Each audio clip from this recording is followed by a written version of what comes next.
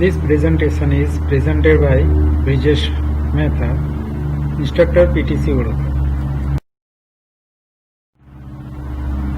Friends, आज हम लोग सेविंग बैंक और सेविंग सर्टिफिकेट के क्लेम सेटलमेंट के बारे में जानेंगे। यह टॉपिक हम टोटल 3 भाग में देखेंगे। पहले भाग में क्या क्या आएगा ये आगे जानते हैं। सबसे पहली बात कि क्लेम कब किया जाता है और उसका बेस क्या रहेगा, ये जरूरी है। जब भी कोई अकाउंट होल्डर या डिपॉजिटर्स की डेथ हो जाती है,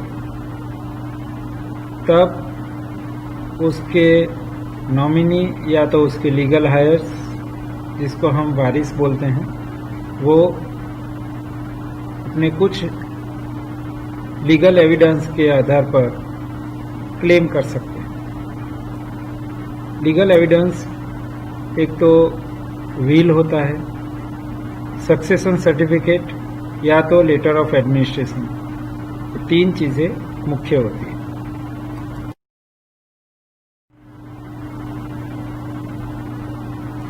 लीगल एविडेंस के 3 टाइप है जो हमने पहली स्लाइड में जान लिया। अभी हम इसको थोड़ा डिटेल में जानते हैं। विल एक लीगल डेक्लेरेशन है जो व्यक्ति अपने जीवन के दौरान उसको बना सकता है और अपनी जो भी मिल्कत मूवेबल या इमूवेबल, मतलब स्थायी अस्थायी रूप से जो भी उसकी प्रॉपर्टी है, एसेट है, वो अपने डेथ के बाद किसको देना चाहता है, वो ये विल में लिखा होता है।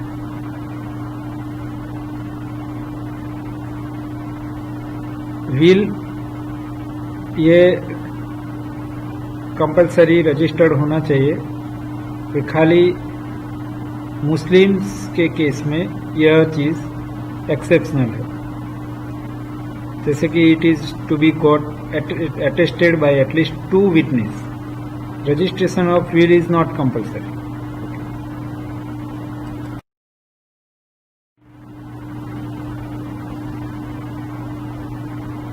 और अगर कॉम्पिटेंट कोर्ट ने इसे सर्टिफाइड किया है या तो सर्टिफाइड कॉपी,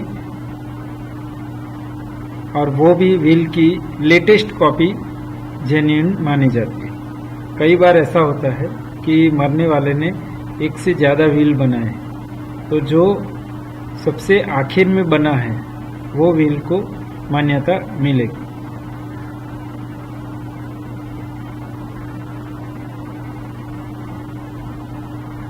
यह विल कोई माइनर या अनसाउंड माइंड पर्सन के लिए ग्रांट नहीं किया जाता।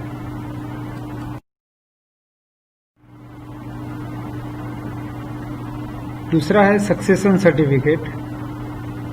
तो जब विल नहीं है तो ऐसे केस में सक्सेशन सर्टिफिकेट की जरूरत पड़ती है, जो सिविल कोर्ट इश्यू करती है। और ये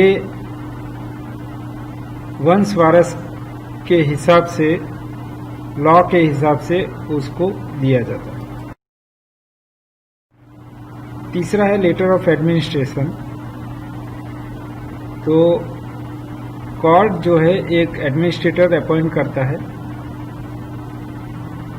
जब मृत व्यक्ति, मृत डिपॉजिटर के नाम पर कोई विल ना होता, और उनके कौन कौन बेनिफिशियरी है, कौन कौन उनके वंश वारस में है, उसके आधार पर एडमिनिस्ट्रेशन एक लेटर ऑफ एडमिनिस्ट्रेशन तैयार करती है।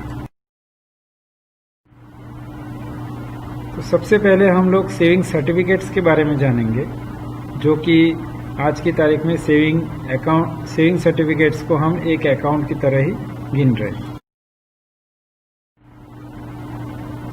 इसकी लिमिट 3 महीना है अगर नॉमिनेशन नहीं है तो क्लेम करने की, और sanction should be issued only after 6 months from the date of death, even if the claim is preferred before the 6 month।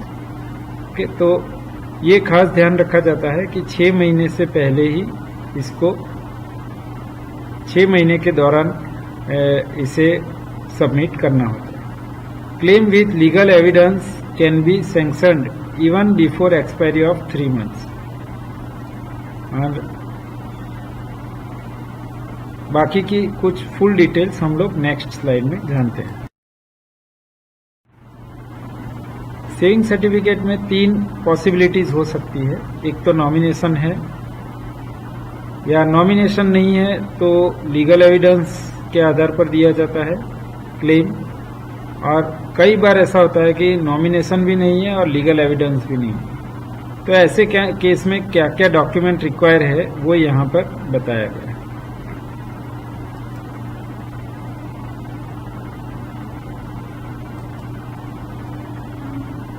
जैसे नॉमिनेशन के लिए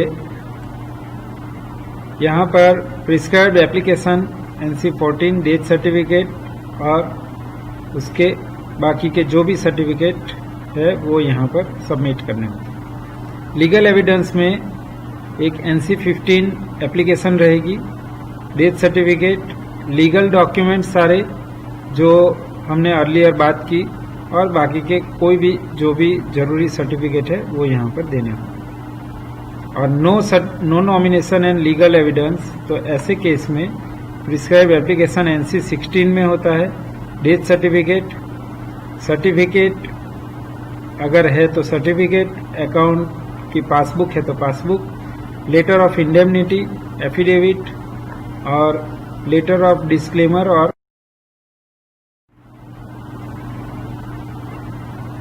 on the basis of nomination application in prescribed format NC-14।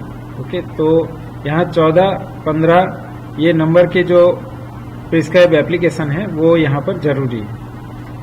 2 witness जरूरी है, proof of ID, KYC norms के हिसाब से, nomination register, और दूसरी कोई नेसेसरी इंक्वायरी जरूरी नहीं है। सैंक्शन जितनी भी अमाउंट है उसके बेस पर निकाली जाएगी प्रिस्क्राइब फॉर्मेट में, और कॉपी जो है वो सभी कंसर्न ब्रांचेस को जाएगी।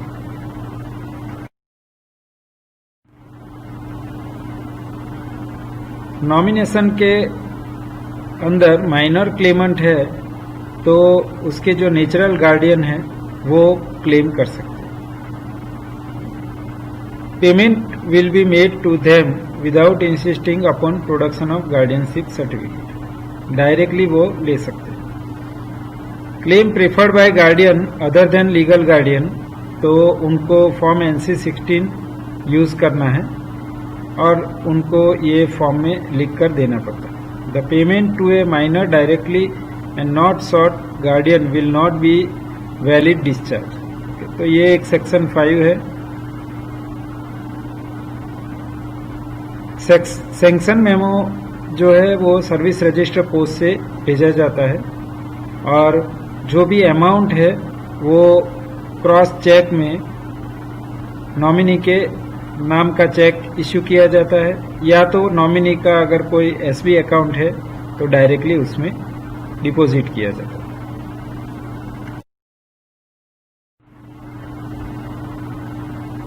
लीगल एविडेंस में NC-15 भरा जाता है, और सर्टिफाइड कॉपी के आधार पर और बाकी के सारे डॉक्यूमेंट्स के आधार पर यहाँ पर सैंक्शन निकाला जाता है। इसमें टाउन सब ऑफिस के SPM की लिमिट 5000 है, अदर्स के लिए कोई लिमिट यहाँ पर नहीं है।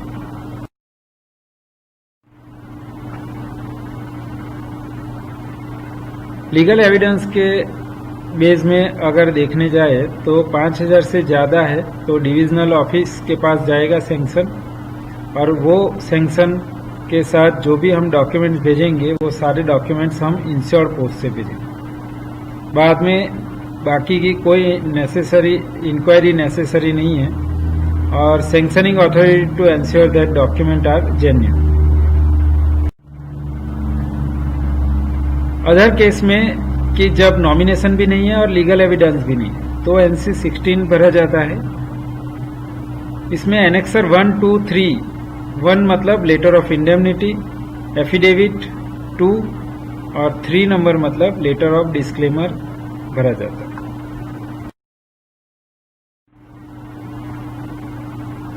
एनेक्सर 1 में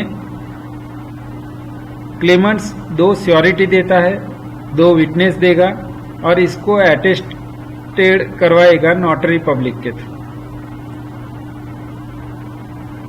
और एनेक्सर 2 के अंदर ये 2 नंबर का जो एनेक्सर है उसमें नॉमिनेशन भी नहीं है, लीगल एविडेंस भी नहीं है, इसीलिए यहाँ पर जितने भी वंश वारस अवेलेबल है, जिंदा है, वो सभी की यहाँ पर सहमति होना जरूरी है। तो ऐसा उनकी सिग्नेचर से वो सहमति मिल सके।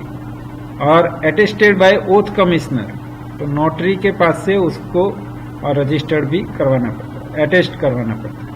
एनेक्सर 3 में given by all the disclaimers और अटेस्टेड बाय ओथ कमिश्नर और बाय नोटरी पब्लिक। तो ये टोटल 1, 2 और 3 एनेक्सर जोड़ने होते। यहाँ पर SPM की लिमिट 5000 है, LSG पोस्ट ऑफिस है, LSG SPM है तो वो 10,000 तक का क्लेम सेटल कर सकते हैं। HSG और MDG है तो 25,000। Beyond the limit to be send to DO by insured post, तो इसके ऊपर जितनी भी अमाउंट है तो वो DO के पास।